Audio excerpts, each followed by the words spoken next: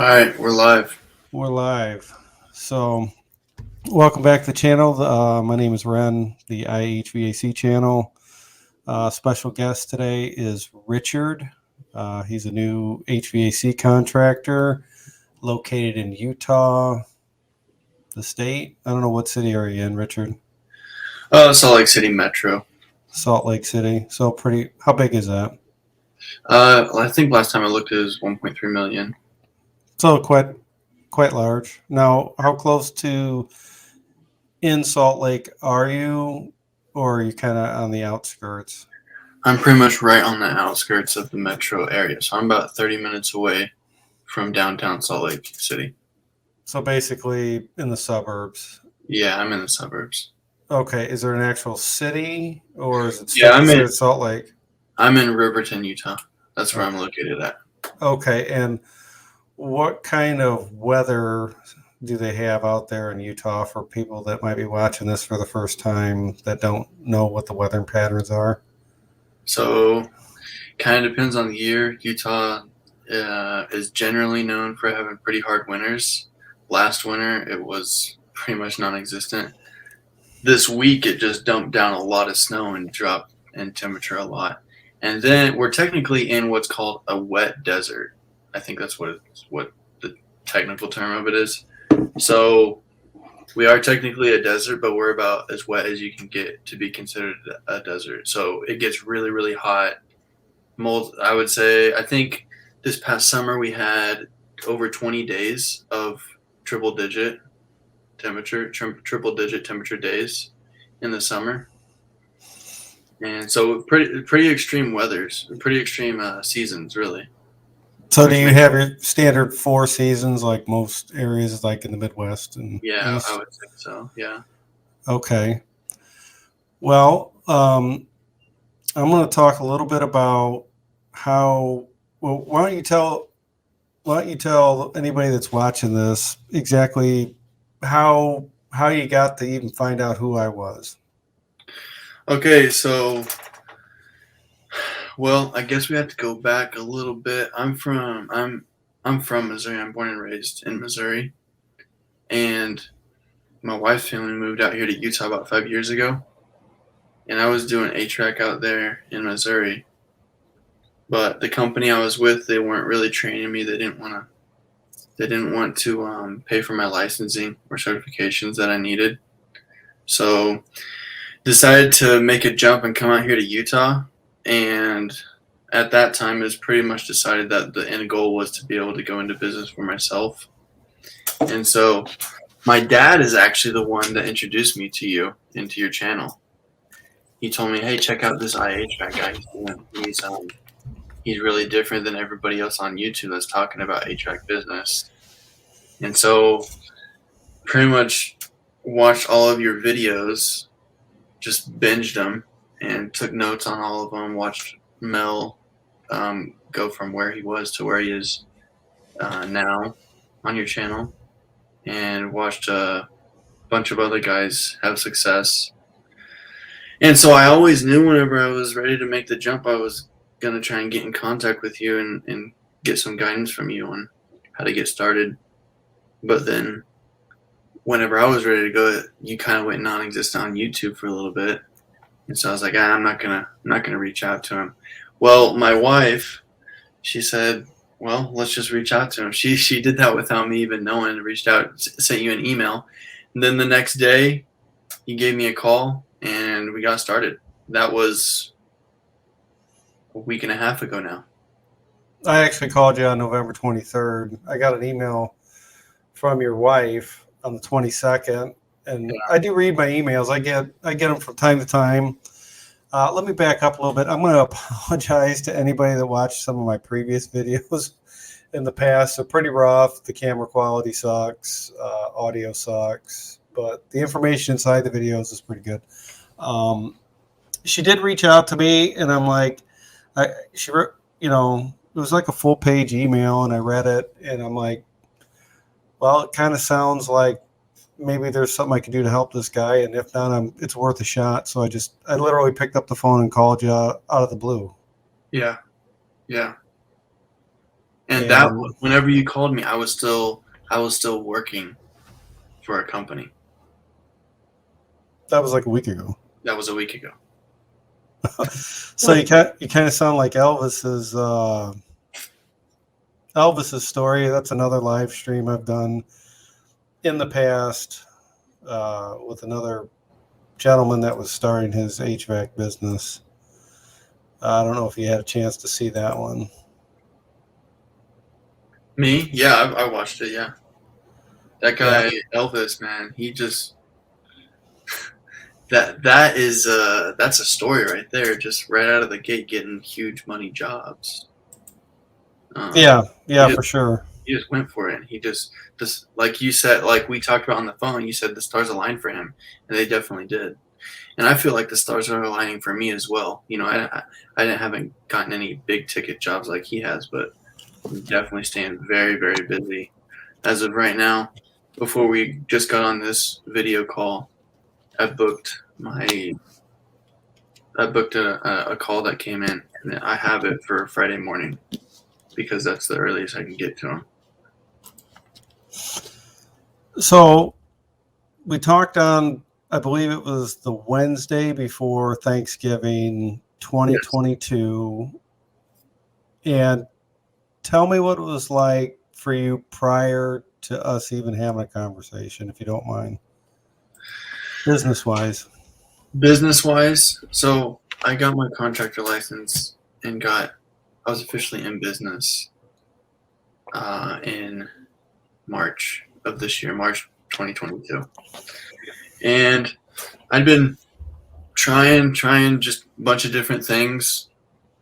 I have a few friends that are in business for themselves as well, and they have taken a different approach.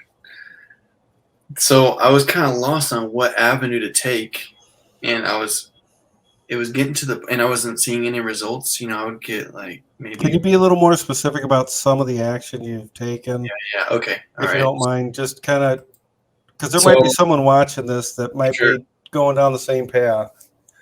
So got signed up with Yelp, Angie's List, Home Advisor, have a Google page, Facebook page, Instagram page.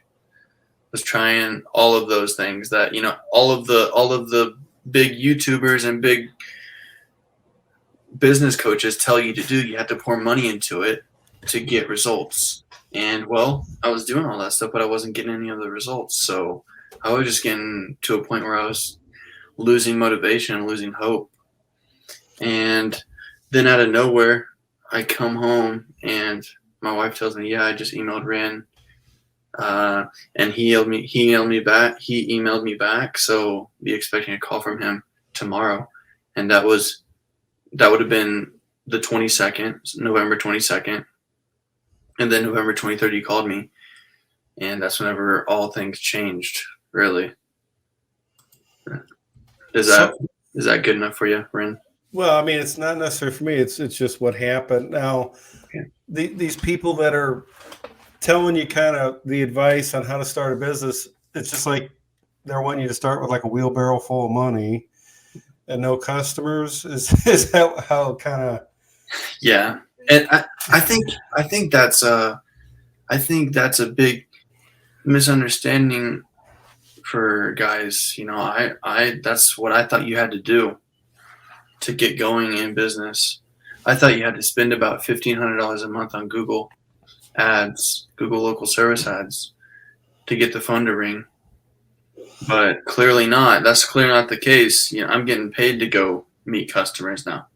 Now, would you say that the advice that I kind of, and what we're gonna share here is not some big, unknown secret in the industry, but if you're starting out, in my opinion, and you're trying to do it as inexpensively as possible, as you're trying to build your business and buy inventory and trucks and all the things associated with being in business,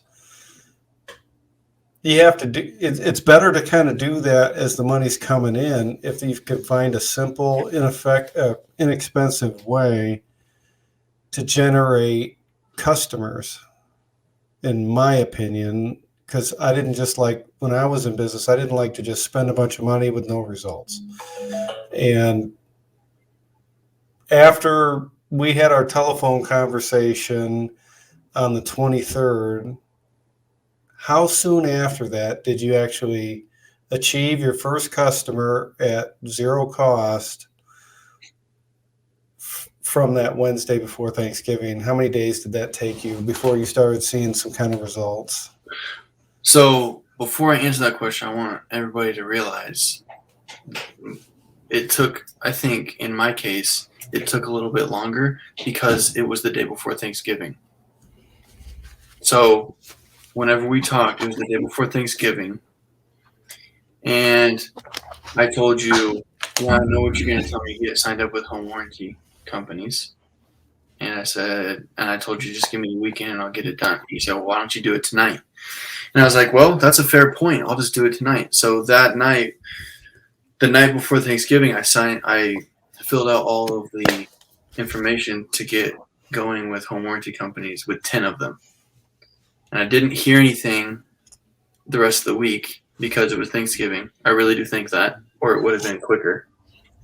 Then all of a sudden on Monday morning at 8:03 a.m., I got a call with a company wanting to send me to go to two appointments right off the bat.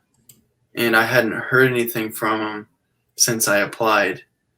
And so I was like, man, there's got to be something going on here. What is this, a scam? Did somebody steal did some company sell my information to them? And, because it was a number I didn't recognize, and they were, yeah, it just sounded too good to be true. So I was really skeptical.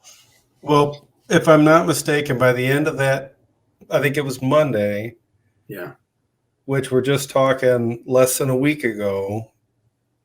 By the end of your workday on Monday, what had you seen in your situation in Salt Lake City, Utah? And keep in mind, I'm in Chicago, so things could be a little bit different here. But by the end of the day, how are you feeling about? And what was the net result of? I mean, what had changed? So that one company in that one day, Monday, which is earlier this week, they called me 11 separate times wanting to send me work. And I was still in a van working for I was an employee still. So by about 12 o'clock, I was like, man, I've got to be done. I have to be done with being an employee, because I already had Wednesday and Thursday completely booked up by 12 o'clock, by lunchtime on Monday. And then by 6 o'clock, I had Friday booked up.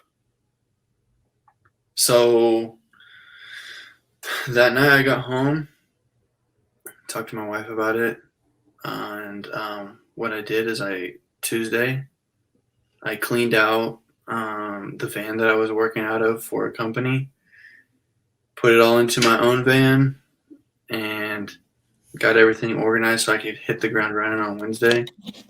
And then on Wednesday, I went and dropped off that van, dropped my keys off, and left. And have not looked back since. No. Ever since that, these are just the results. Let me look at House Call Pro here real quick. No, right. Hold on. Can we back up 1 second? It's Sure. kind of going fast. Sure. And within the last week, you had to buy a House Call Pro, correct? Right, because I got overwhelmed with all the calls coming in. Too much work. Too much. Now, can I ask you? Now, did you have any kind of anxiety or frustration trying to generate customers prior to what we had you do for yourself with the home warranties? And could you tell us a little bit of how that actually felt inside? So before I got on with home warranty companies, yeah, it was anxiety and a lot of stress, financial stress, really, because I was like, man, I have to pay because every marketing company I talked to was telling me I needed to pay anywhere from $1,500 to $4,000 a month to get the phone to ring. And there's no guarantee. No guarantee. They said, well, this is your best shot at getting work right now as a new company. And your story is kind of similar to a lot of guys I've talked to that were just starting out. Now, you have other people that are friends of yours that have started companies, and what is their opinion about it? I mean, not to get into their business, but I mean, they're not having the great success or the amount of customer traffic calling you compared to maybe what you have now. But what are their thoughts on signing up with a home warranty company that you've heard? So between the three of them, go ahead. What were you gonna No, say? no, go ahead. I was going to say, if you could please let someone know or tell people. So between the three of them, they all told me not to work with home warranty companies because they don't pay and they're not reliable. One of the three had worked with home warranty companies, but he said, no, it's not good. Don't even do it. Don't even bother doing it. He said, you can try it if you want, but don't even bother doing it because all they're going to do is tell you charge too much. And they're gonna try and knock down your average ticket size to where you can't make any money at it. Well, and that's true. They will if you start to charge too much. And I don't want to give away what I advise new companies like you to do in order to be successful. And it's completely honest and upfront. We ain't do anything underhanded. But you were getting ready to talk a little bit about the House Call Pro. Mm-hmm. And I think you were going to go over something here real quick. Before I interrupted you, I wanted to back up a little bit. That's fine. So what I was going to tell you is, as of right now, in my customer list on House Call Pro, I have 14 customers in my database with emails.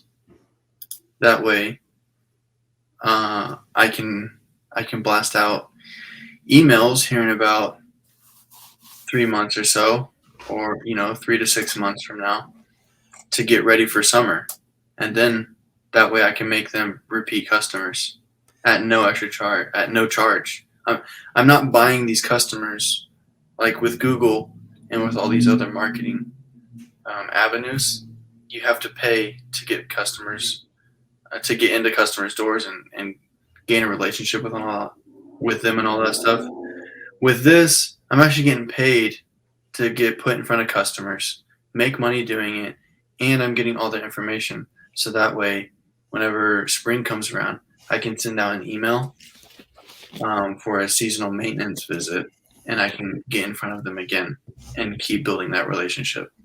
So let's just say it like this. So if you had 100 emails of existing people that you went out and serviced, fixed their heater, air conditioner, and then you remarketed to them inexpensively through an email platform with some kind of offer or a reminder saying, hey, whatever your offer is, and you got 5 out of 100 off that existing 100 people this time, would it be worth it to you? Definitely, yeah. Because how much would it cost to generate 5 customers through pay-per-click, and other forms of advertising? It's expensive, Yeah. especially when you're starting out. And there's no guarantee they're going to reuse you if you don't do a good job. Yeah. So, I mean, just real quick, I know that the company I used to work for, they told us that by the time the customer called in and we got to knock on the door, it was costing them around $420 for that customer, for the customer acquisition cost. Sure. As opposed to this, it's zero. Yeah, and I'm not saying you can't make a good living doing this, depending on the size of the company you're trying to grow. But it's an inexpensive way to start out. And it kind of, do you feel your stress levels relieved a little bit? I'll say this: it's a different stress level. Before, my stress was how can I get the phone to ring and how can I actually get started in business for myself. Now the stress is how can I handle all this work and how can I stay organized enough to maintain a good relationship with these people. I don't want double bookings. I don't want to make a mistake and forget to put somebody into the schedule and not show up on accident. That's my stress right now, the organization. Has it helped you get any new reviews for your new business on Google or anything like that? Definitely. So at the beginning of this week, I had 4 reviews on Google, and as of today, I have 10. And And does that help with House Call Pro too as well? yeah, yes. Without putting any money in Google, before we got on this call, I just typed in HVAC near me, and I was the 6th company to show up without putting any money into Google. So I'm getting reviews consistently now, and pictures are being uploaded because I'm actually out working and I have pictures to upload. So Google is recognizing that now, that there's activity on my account. You're relevant. I'm relevant now. Yeah, so you're claiming the internet real estate. Google is the new internet real estate, or it's how you get recognized. Yeah. It's not buying a big yellow page ads like they did years ago. I mean, you don't have a $10,000 a month budget for pay-per-click and SEO for a website. You're just one guy starting out, and you actually, I believe you did your first change out for your company this week, if I'm not mistaken. Yeah. So my second day working for warranty companies, I scored a change out, and that was on Thursday that it got put in place and everything. And what did I do? I freed up my schedule on Friday, and I went out there the next day and did it. So that way the customers are very happy with me. I got a good review from them. I got a 5-star review from them, and they're back comfortable in their house. And I got paid good money to do it. So it's any way you look at it, it's a win. It's a win, right? And maybe the neighbors. That was my second day. That was my second day, Ren. And my third day, I was doing a furnace change out. Yeah, and we know in our business, when you start changing out equipment, that's when the larger paydays come in. Yeah. So, are you a believer that what I talk about actually will work? A 100% believer. Okay, and if you could go back a month ago, knowing what you know now, to a new guy like you, what would you tell him today? Get started with warranty companies. There's a little more secrets to it than that, ain't there? Though, I mean, there is, but we can't give it all away the first day. Right? There is a lot. There's a game to it, and you have to learn it.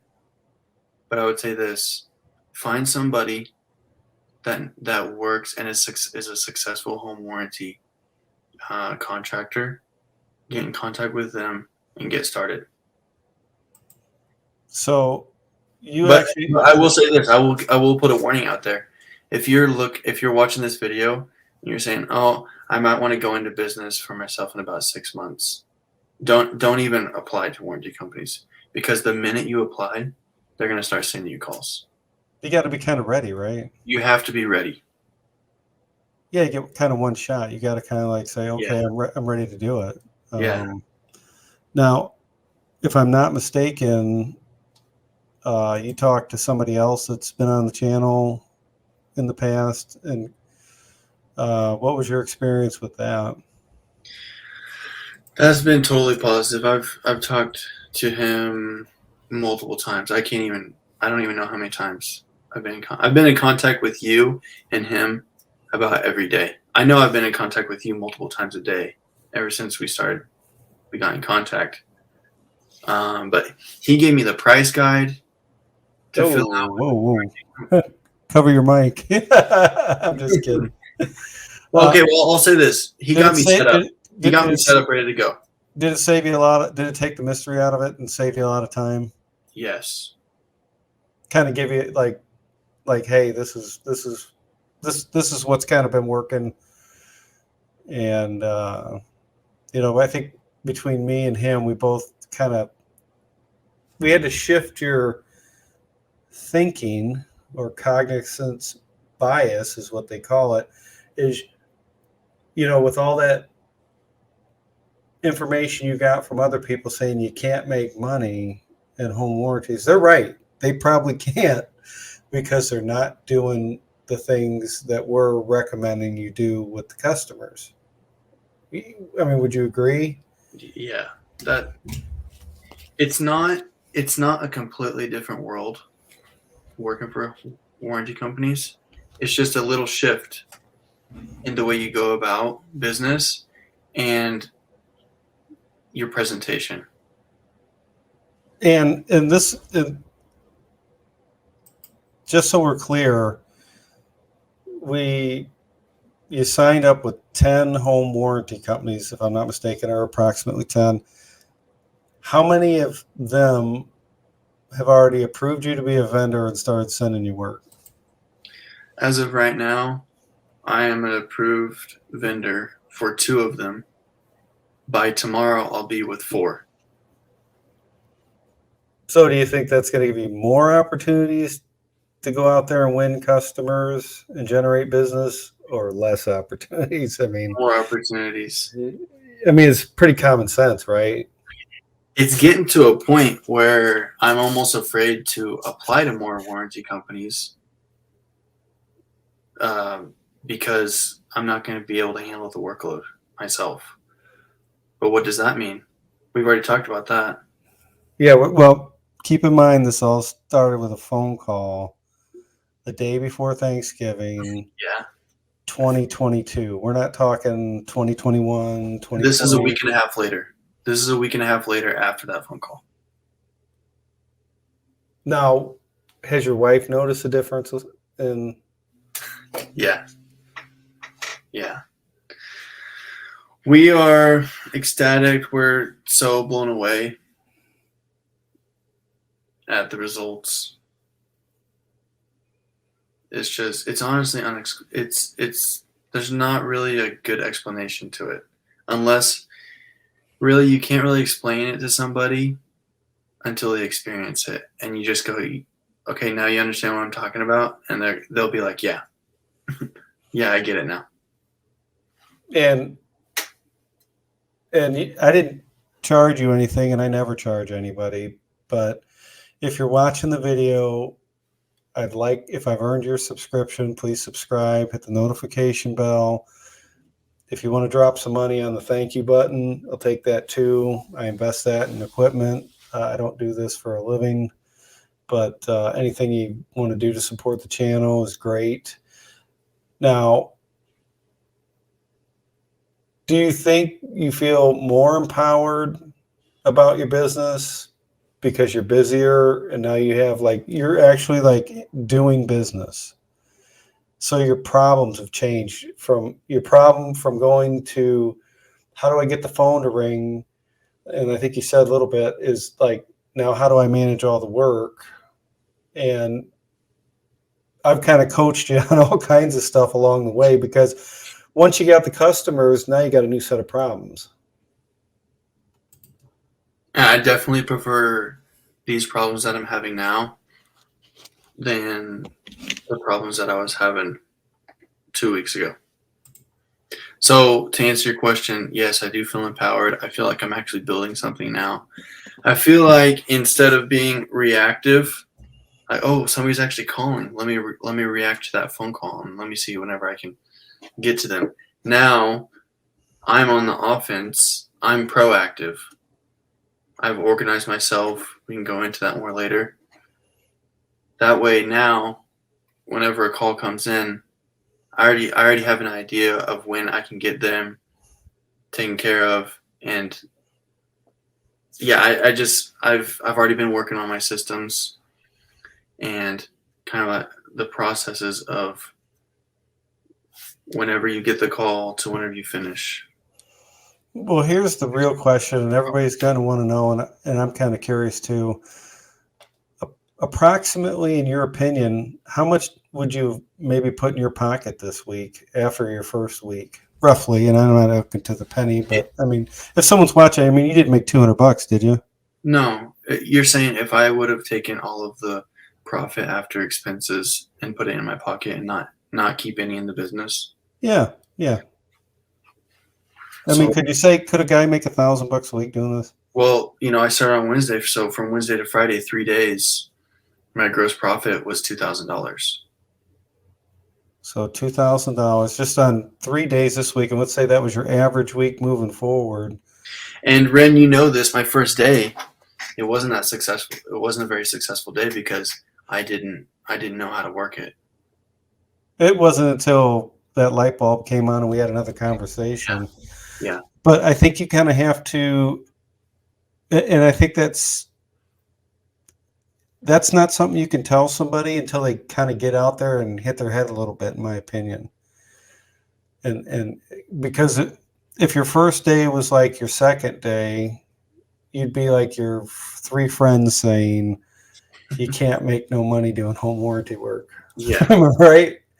Yeah. Yeah. And just an update on Mel. He's moved into his first office. He's moved his business out of the house. Elvis is doing good. He's still doing a lot of work up in Michigan. And Robert in Virginia, he's doing pretty well as far as I know. What do you think? I mean, we're at the beginning of winter in Utah. Based on what you've seen is possible, how do you feel moving forward? You probably feel you're going to be more effective with the customers moving forward because you're going to continue to keep learning and modifying your approach to the customers, I would think. Yeah, most definitely.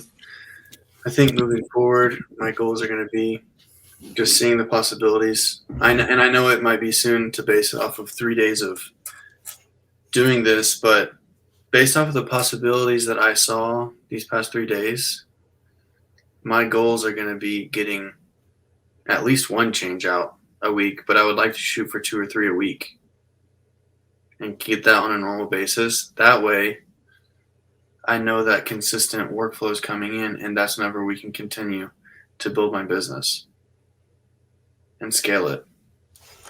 Well, in all honesty, and I always like to think worst case scenario, if your 3 days worth of work was your average week moving forward, you're still paying the bills, right? Yeah. I mean, if you weren't motivated to build some bigger company or have employees, do you think it's realistic if a guy was just working with himself and maybe a helper from time to time, he could make a pretty decent living doing this? Yeah, I mean, so off those 3 days right there, I made more than I make in a week as an employee. So if I wanted to just stay like this, I could still make more money than I was making as an employee. Obviously, I don't want to stay where I'm at, so I'm not going to be paying myself that much money. Yeah, But you want to reinvest it in the business. yeah, But now you're not taking money out of your pocket or that you've saved in the past. You have a revenue stream off of the customers that you're servicing in order to finance that growth. exactly. So, well, we've been on a little over 30 minutes. I think I'm going to cut this short and, leave us a comment below if you got any comments for us or questions. If you want to see a follow-up video, let us know. But this is Richard in Utah. He just started basically about a week ago, 3 days in the business. Did you work yesterday? Today's Sunday. Yeah. Well, So I didn't do any calls yesterday. I just did a bunch of administrative office stuff. okay.